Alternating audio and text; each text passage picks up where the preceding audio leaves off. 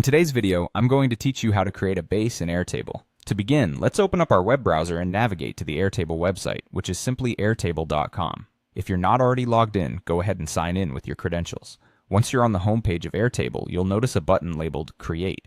This option is typically located in a prominent area of the screen, allowing you to start a new project quickly.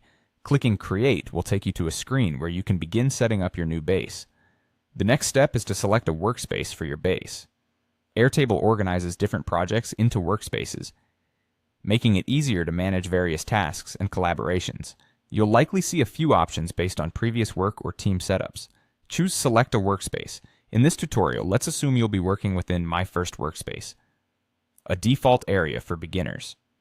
Once you're in My First Workspace by necessity, you will see options and areas highlighted that can receive further inputs.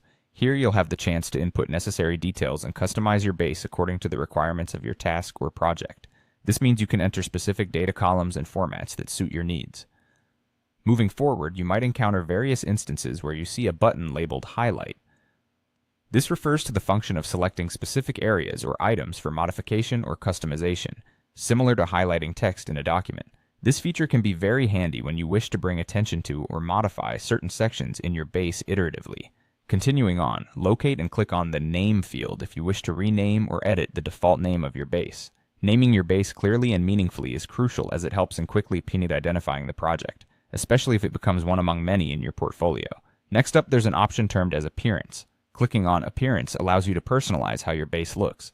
Airtable gives you flexibility with various themes and color options, perfect for making your workspace both functional and visually pleasing. Customizing colors can facilitate quicker recognition of frequently used elements, which can save you time and increase efficiency in the long run. As you're setting things in order, you may come across several more highlight actions. These repetitive highlights are systematic selections for configurations that enable certain settings across your base, ensuring it aligns with the specific demands of your work. Lastly, remember that Airtable offers various automation options, a feature you'll find under Automations. Clicking on this helps in setting up automatic processes, which can be a game changer in terms of streamlining tasks and maintaining workflow efficacy. Utilizing automation can significantly reduce manual workload, letting the software handle repetitive tasks while you focus on more important aspects of your projects. And that's it.